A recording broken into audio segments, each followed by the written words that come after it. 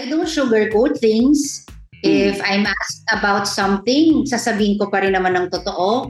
Mas maingat na lang ako ngayon sa mga sabi ko because, again, sabi ko nga Nelson, social media age na. Sometimes ang nangyayari, natitwist, siguro yung pinaka-last issue, di ba? Yung parang cheating. Ang napikon lang naman ako din dun is parang nakakatawa kasi ang galing magtahi-tahi ng tao ng kwento. Let's talk naman about you being a daughter of Vic Soto and Dina Bonevi. Was it hard for you when you're growing up or was it easy for you? Alam mo pareho, you're always getting compared to your parents. Dapat kasing galing mo sila, kasing yaman mo, kasing talino, kasing ganda. I remember growing up, lagi akong kino-compare sa mom ko na parang, kawawa naman nung hindi siya kasing ganda ng mom niya. Diba, ayan na yung pruweba. Kamukha na nga, carbon copy na nga ni Miss Dio.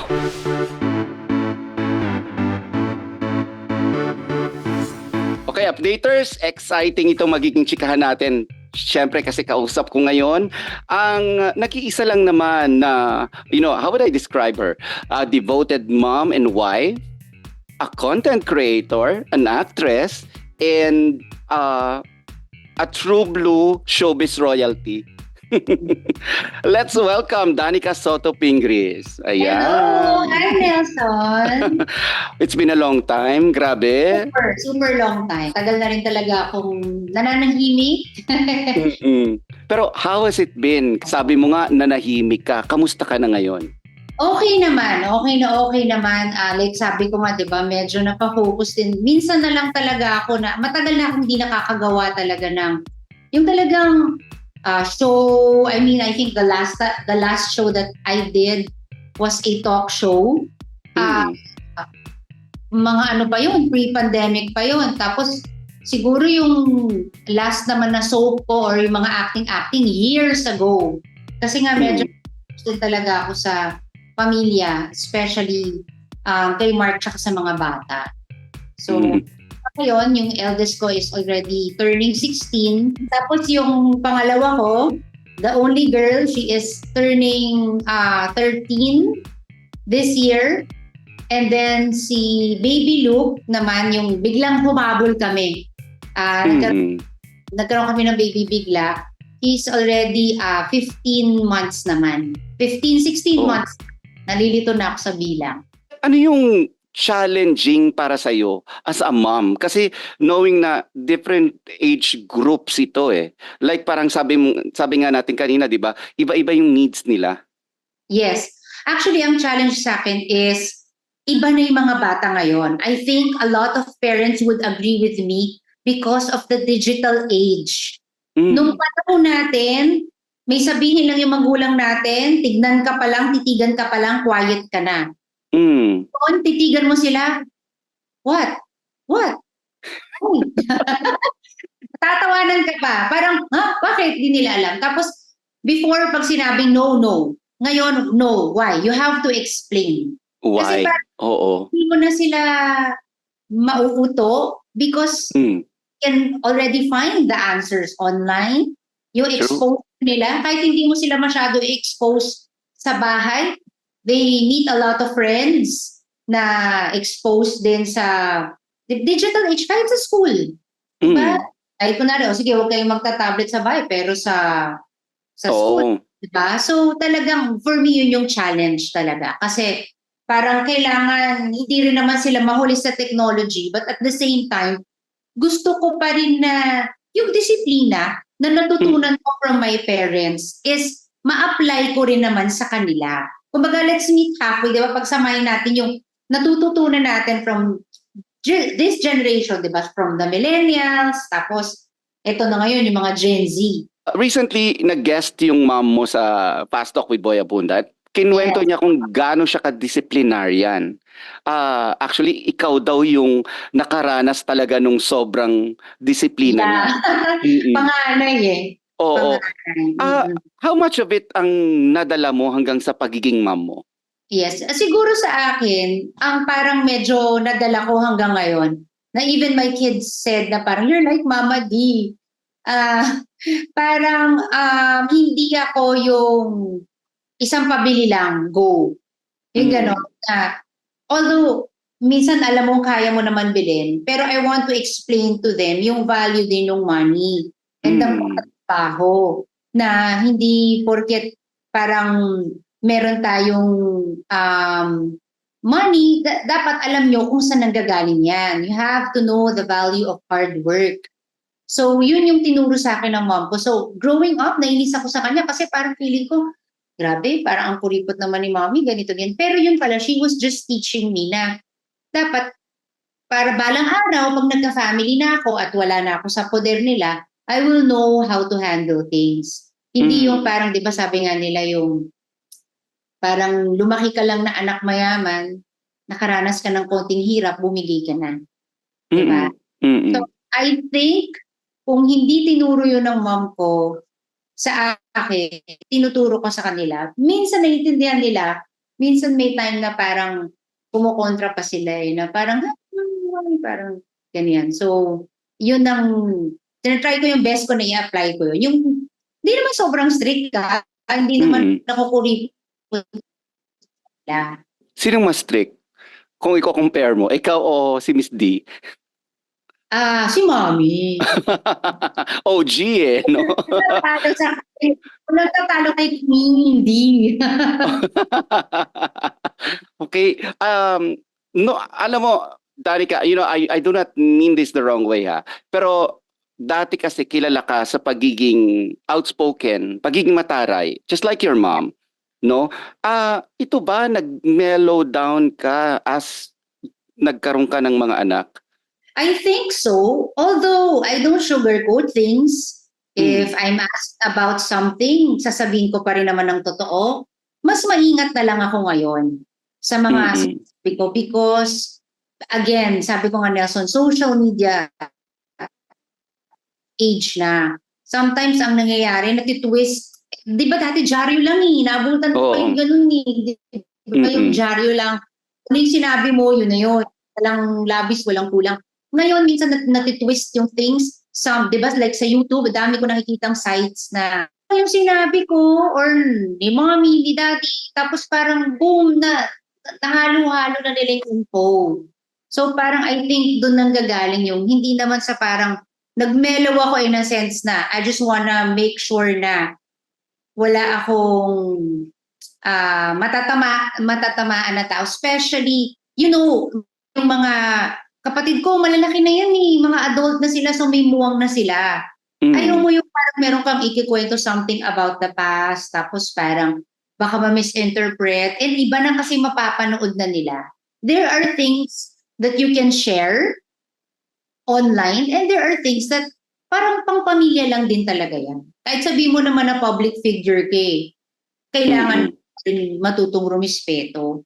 Siguro lang ako, tinitimpla ko na ngayon.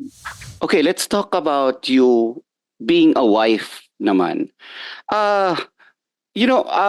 Okay, I'll be candid about this, Danica. I don't think this is the first time na may binato sa inyo as a couple.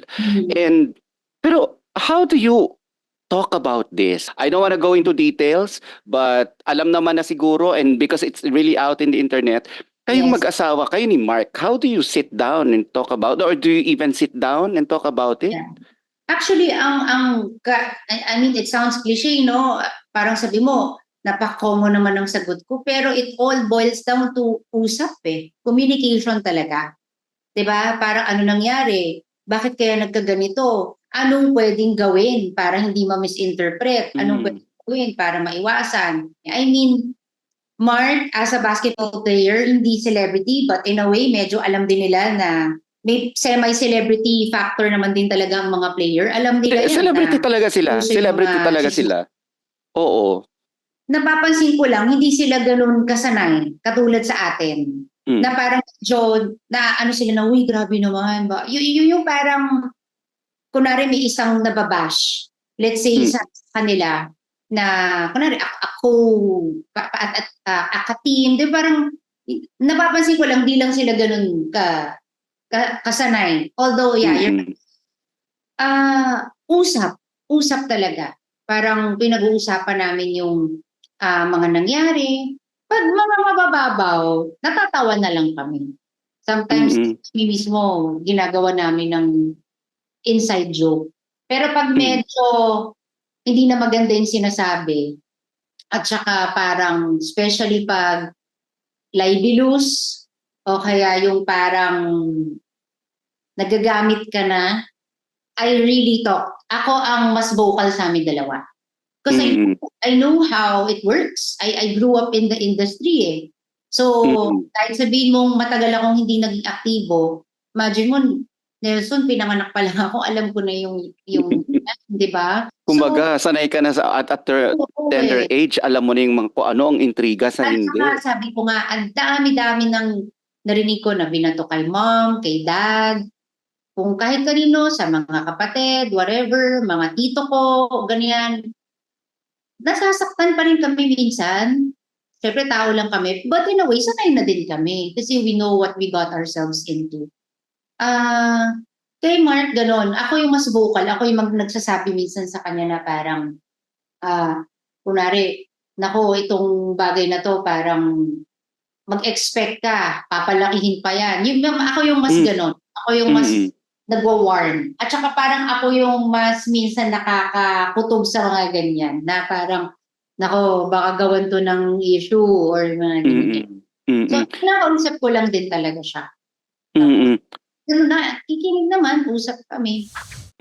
Pero was there a time or was there an issue na talagang naapektuhan ka talaga na sobrang below the belt na to Wala pa naman talagang grabing below the belt na siguro yung pinaka-last issue, di ba? Yung parang cheating. Ang napikon lang naman ako din doon is parang nakakatawa kasi ang galing magtahi-tahi ng tao ng kwento. Na parang, I'll give an example, no? Sabi ko ayoko nang pag-usapan kasi nga parang we really want to move on from it. But, yes. Pero para magkaroon din ng clarity, I posted something sa IG stories ko, I remember, about betrayal and loyalty. Sometimes, Nelson, I post because I like the quote. Or sometimes, nung time na yun, aaminin ko, it was at a feeling that I was feeling about someone else. Na parang napipikon ako sa isang tao. And that is a person na nangloko sa amin sa negosyo. A person we truly trusted. So when this was happening, even we were going through something major in our business. And even until now, nandun pa lang kami sa parang malapit na kami dun sa end of the tunnel, yung ganon. So parang people were so parang this parang tabloid, ang ginawa, kinuha yung quote ko na yon, sinabi na I'm confirming daw the issue. Kasi pinapatapan ko daw si Mark. Pero hindi na ako nagsalita. And parang to be honest, yun yung sinasabi ko, dun pupasok yung nag-usap kami ni Mark. Nung sinabi niya, siguro kung parang mga quote-quote na ganyan at alam mo na may misinterpret, wag na lang mag-post. Parang ganon. Parang sabi ko, napopost ako ng Bible verse. Ano yun? Parang iisipin na naman nila, patama. Parang ganon. So parang doon pumasok yung communication namin na usap. Tapos ako naman sa side ko, pinagsabihan ko lang siya na ingat sa mga nakakasama, ingat sa mga pinupuntahan. Minsan kasi sa'yo wala lang yon, you're too friendly, or hindi friendly, accommodating. Diba? Yung parang, chika, gano'n naman mga basketball player eh. Yeah, at saka I've met Mark. He's a gentle soul, diba? Like parang walang masamang tinapay sa kanya. Correct, gano'n. Tapos, yan ang gagawin ng mga tao, igagawa ng butas, pagdidikit-dikit, tatagpi-tagpi. So parang feeling ko, the whole thing was na misinterpret, nabigyan ng mali siya, binigyan ng kulay. Honestly, hindi ako ma-affect. Sa totoo, that I told you, I grew up in the industry na sanay ganyan. Hello, ang dami pa nga nilang, may mga chinismis pa sila before about my dad, na may ganito daw na anak, na oh my gosh, ang sinungaling talaga. Tapos sinabi daw to ni ganyan. So parang sabi ko, sanay na tayo sa ganyan. Pero, syempre napikon ako.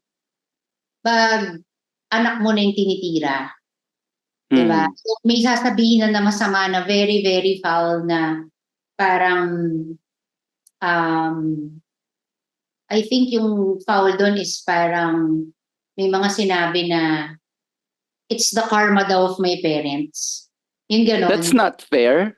Diba? Ang rude, diba? Na parang, oh yan, dahil sa mga kasalanan ng mga magulang, kaya mga ganon na parang gusto ko sabihin, first of all, mali ang statement na yan. And pangalawa, hindi nyo alam yung buong story.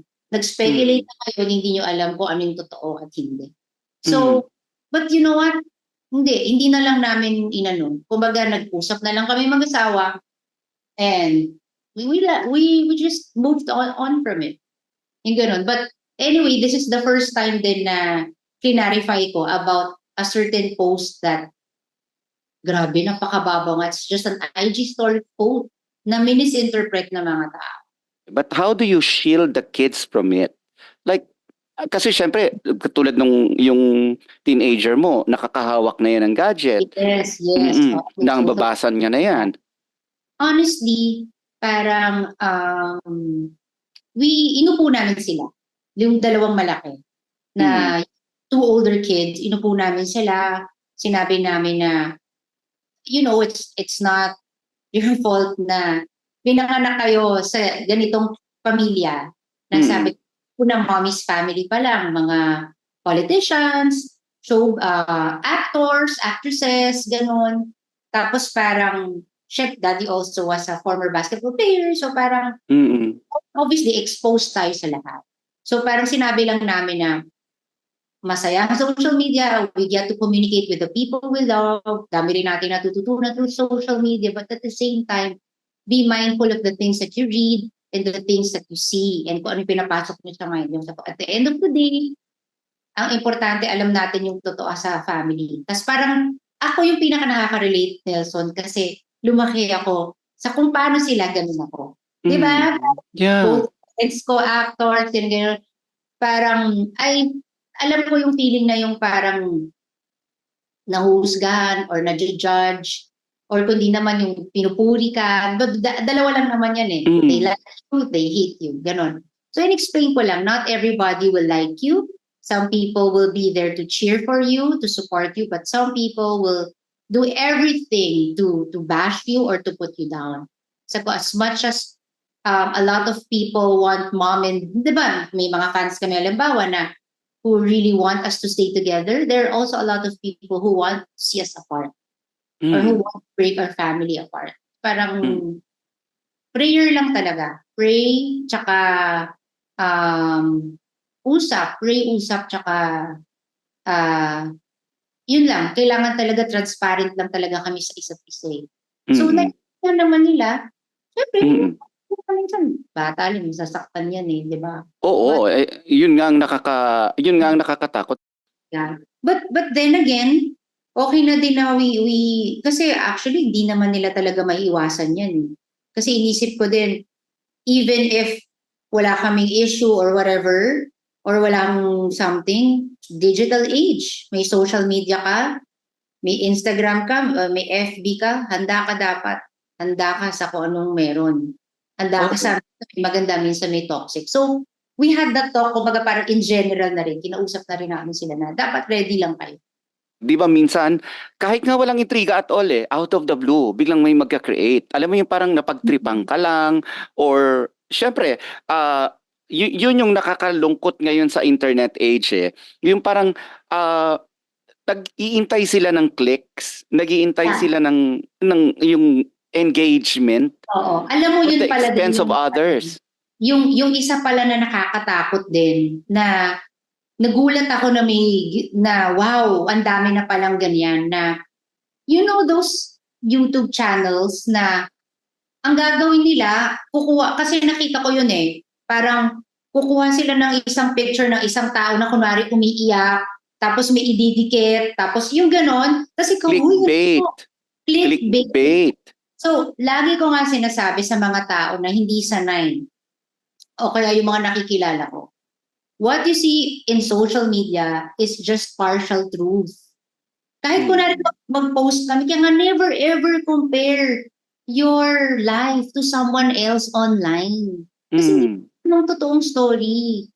And bago ka maghusga or bago ka ng pareho lang, bago ka maghusga o bago ka maging bilib na bilib, chill ka muna kasi hindi mo alam yung buong katotohanan. At doon naman sa mga sites na grabing ginagawa nyo na hindi lang to sa akin nakita ko to ginawa nila to sa family ko, yung sister-in-law ko, pumunta lang ng Cebu to visit her sister, ginawa nila agad ng issue.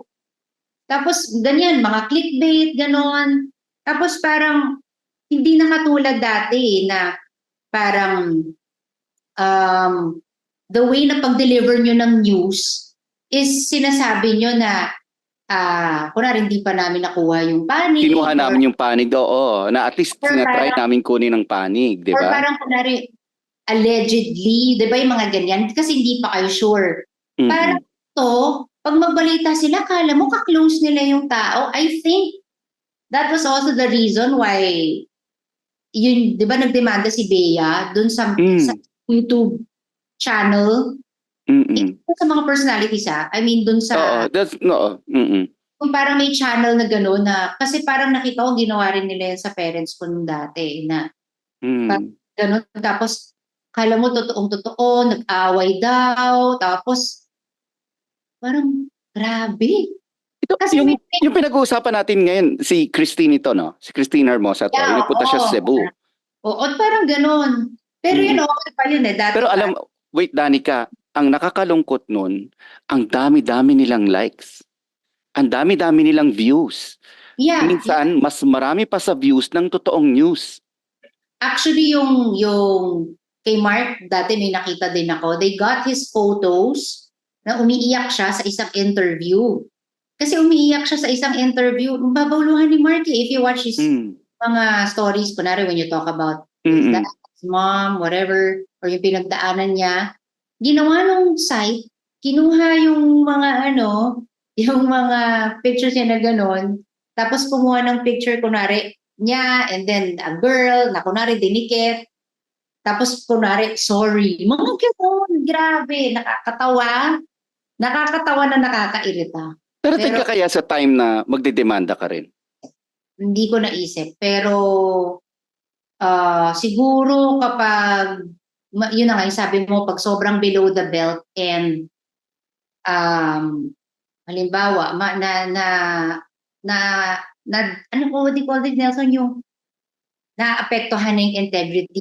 At the same time, kailangan din natin, siguro pipiliin lang natin. Hindi naman pwedeng kada bato magdidemanda tayo kasi hindi naman mawawala yung mga negative bashers Dapat din tough tayo, kaya natin lumaban, tsaka hindi tayo nawawala dun sa yung ano yung yung realidad ng buhay. Showbiz tayo pero hindi tayo detached sa reality. Totoo. Okay, let's talk naman about you being a daughter of Vic Soto and Dina Bonavi. Grabe. Parang, alam mo, iniisip ko, parang these are two famous parents Yeah. Was it hard for you when you're growing up or was it easy for you? Ano ba? Privileged ka pa when you were growing up? Alam mo pareho. Privileged kasi parang dahil ang daming mga may fan or idol sa parents mo o tagahanga. Siyempre parang natutuwa din sila sa'yo, ganon. At the same time, siguro yung parang tough part, I wouldn't say super tough, no? Medyo lang. Is yung you're always getting compared to your parents. Dapat kasing galing mo sila, kasing yaman mo, kasing talino, kasing ganda. I remember growing up, lagi akong kino-compare sa mom ko na parang, tapos naririnig ko pa kunwari mga tao na, kawawa naman mo, hindi siya kasing ganda ng mom niya. Mga ganon. Tapos parang, ayan na yung pruweba. Kamukha na nga, carbon copy na nga ni Miss Dio. Di ba pwedeng dumaan sa awkward stage? Nung time na yon, promise talaga, hindi ako na-sad or na-insecure man lang. Every time may pupuri sa mom ko, especially during her prime, even mga high school friends ko na guys, talagang siya yung crush. Kasi talaga ng mami. Alam mo, hindi ako naiirita. Napaproud pa ako na, uy, kuya na. So never na never kang yung parang, it got to you, yung mga sinasabi ng mga tao. The separation or yung private moments or affairs ng inyong pamilya, syempre parang nagiging open book siya sa public. So yun yung tough part din, yung parang feeling mo pumapasok ka sa school tapos parang titignan ka ng mga tao kasi may bagong rumor tungkol sa parents mo. Yun siguro yung tough part. But I'm so blessed na siguro Diyos na rin yung gumawa nung time na nabigyan ako ng mga mabuting kaibigan talaga na who made me feel that they love me for who I am. And at the same time, kahit nag-separate si mom and dad, naramdaman ko talaga yung pagmamahal nilang dalawa. Namin, ni Oyo. Nakatulong yun para hindi mo naiisip yung mga outside forces dyan na nanggugulo, mga naysayers, ganyan. Alam ko rin to, and I read it in the research, na ikaw yung binding force ng mga kapatid mo. Ikaw yung nag-bind sa lahat. And ikaw yung parang mother ng mga lahat ng kapatid mo. Well, ayoko naman i-take lahat ng credit, no? Siguro parang feeling ko, nagkakataon lang kasi ako yung panganay. So, dad wasn't married yet. Siyempre, ako yung sasabihan ni daddy na parang, Danica, tell your, mga kapatid, meron birthday ko or meron tayong dinner, ganon-ganon. Tapos, I would also make it a point to, paano reach out to them din. Diba? Parang hindi iparamdam sa kanila na parang, yung ganon, make off or yung ganyan na as much as possible na yung maging okay, yung feeling. Mainly siguro because ako yung panganay, 'di ba? I think it's my job. And at the same time, I love them so much. Pero kaya ko rin sinabi, Nelson, na I don't like to take the credit because I also want to acknowledge Pauline's effort. When she married my dad, nag-step up din talaga siya. Parang kitang-kita ko yung talagang minsan siya talaga, okay, let's have dinner at your dad's place. Let's celebrate Oyo's birthday. Let's do this. Parang even if may kids na sila, si baby Tia, Mochi, and Tali, she still makes it a point to plan dinners with the bigger or the older siblings. And that's why sabi ko, ayoko i-take yung credit. I feel that my dad's job dun sa aspect na pwede naman din na lang niya kami pansinin, matatandang dati. Pero siya talaga, siguro masasabi kong siya rin yung binding force. But you started it. And I'm very happy kung ano yung nakikita kong relationship mo with your siblings. Talagang nakaka-proud. Kasi nangyayari to sa kahit sa ordinaryong pamilya 'di ba? Yeah. Siyempre wala namang perfect na family, pero kumbaga parang doon ka sa kung saan yung magiging okay. Kasi 'di ba sabi ang dami ng mga nangyayari sa mundo, mas maganda na yung tayo. Oo. Masaya lang, 'di ba? But how's your mom and Pauline? Like, syempre, may ibang pamilya na rin ng nanay mo and of course, si Pauline. Well, hindi sila yung parang close na yung parang, yung chikahan ng yung ganon. Pero, sila, parang civil naman sila. But they're okay. That's good, no? Hindi sila like mag-away or anything like, I remember nung nakaraan na Mother's Day, my mom told me that she texted my dad and sinabi niya na, greet Pauline for me. Parang also Pauline would do that. Sometimes she'll say, pakisabi kay Mama di ganyan. That's cute. That is cute. Kasi Mama di tawag ng mga apo. Oo. Actually, even Tali, alam niya Mama di. Sa nakikita ko, ikaw as a friend kasi matibay yung matibay yung friendships mo with people. In fact, yung grupo that you belong to, sila Cheska. I mean, you've been friends for a long, long time. And I'm blessed actually to have them. Sobrang support through thick and thin. Kasi wala naman talagang perfect na tao eh.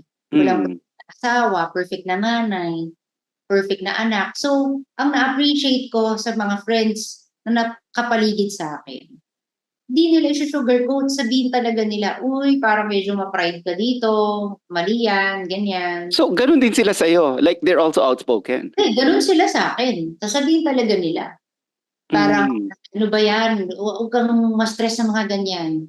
Or yung parang sasabihin nila, hindi yung, they won't say what you want to hear. They'll say kung saan ka mapapabuti. In fact, alam mo, sorry, babalik ko lang. Kasi 'di ba, I mean, nakita ko yung post na yun eh. And the first one to have defended you as a couple is yung friend mo. At ikaw pa yung pumipigil sa kanya na parang wag mo nang parang wag mo nang pansinin. Wag mo nang patulan. Oo, kasi nga parang lalaki pa, parang gano'n. Lalaki pa. And sabi ko nga, that's a testament of you being a real friend. Sino pinaka-close mo sa mga friends mo? Alam mo, parang I'm still close kasi to my high school friends. Yung mga high school best friends ko. Yung core group mo. Core group. Mm-mm. Tapos, meron din ako mga friends who are non-showbiz. Tapos yung mga nabanggit mo nga who are also in showbiz. Yan, yung mga nakikita mo, sila pa rin yun. Sila pa rin yun. Oo, ang tatagal nyo ng magkakaibigan, no? Ano ba to? Nagtitita moment na ba kayo o nagpa-party pa rin kayo? Alam mo, maraming tita moment. Kasi ang daming activities sa mga bata. So parang turn na ng mga kids namin, yung anak ko nagpapaalam na, lumalabas-labas na. So nandun na kami. But ang labas namin more sa bahay. Yung gano'n. Yung may magpe-prepare. Kape-kape, dinner na lang sa bahay. Minsan pa wine, gano'n. Pero parang at tagal namin actually di lumabas. Kung meron man mga once in a blue moon, minsan lalabas kami yung talagang girls night out. May mga gano'n naman. Pero bilang na bilang. May plano ka ba to join into politics knowing that your brother is also into politics, di ba? And karamihan ng kamag-anak mo nasa politics. Hindi siguro. Parang, si Mark. Well, ang daming nag-i-invite sa kanya. Honestly, nung nag-retire siya. Daming nag-i-invite sa kanya, especially sa province. Yung iba naman, gusto siya kuning sports director ng mga probinsya, parang ganyan, ng a certain region. Pero sabi ko, magpag-aralan muna ng mabuti. At saka, what do you call this? Parang pagdasal. Oo. May clarity pag nagdasal eh. Teka muna, yung mga anak mo ba papapasukin mo sa showbiz? Kung gusto nila, hindi ko sila pipigilan. May nagbibigay na ba ng hint na kasi it's in the blood. Ngayon, pareho silang sports. Sports. Naku, ang dugo mo, Danica. Ang dugo. Tapos ang tatangkad pa. So, yung my daughter's into volleyball. Tapos siya ko, obviously, basketball. Na hindi pinilit. Ganun, same din kami ni Mark. Hindi namin pinilit yung son namin. We would expose them to different sports. So, try niya, swimming, volleyball, gymnastics, ganun. It was our son who actually spoke to us and said, I need your support. I want to do this. So sabi ni Mark, sige, gusto mo yan, kailangan disiplinado ka. Tutulungan kita kung all in ka. Pero pag hindi, sabihin mo na para hindi tayo magdaan.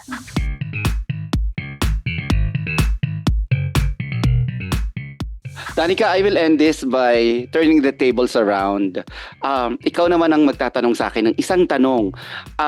I know this is going to be difficult for me to answer knowing na isa kang host, isa kang nag-host ka ng show and you know kung gaano ka, wag mo nang hirapan. Sige, magtatanong siya. Okay, Nelson. Siyempre, dami na interview mo. Kanino ka pinaka nahirapan? Nahihirapan ako dun sa mga taong hindi nagsasabi ng totoo. Kasi makulit ako eh. lalo na pag nararamdaman kong hindi nagsasabi ng totoo or alam kong hindi totoo yung sinasabi niya, knowing na, syempre, di ba, before you do an interview, marami kang research. So yun, isa yun sa ikinakahirap ko na parang, kasi hindi mo naman pwedeng atakihin yung tanong ng ganun lang eh. Dapat may respeto ka pa rin magtanong kahit na sabihin mong hindi tama yung sinasabi ng tao.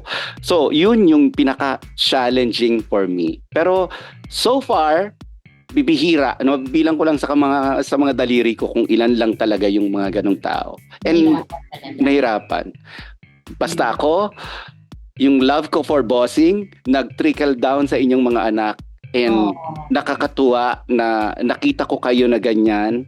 And you live good lives and you're good parents to your Kasi parang sabi ko nga sa'yo, di ba, nakita kita as a kid and now a mom of 3, I cannot be.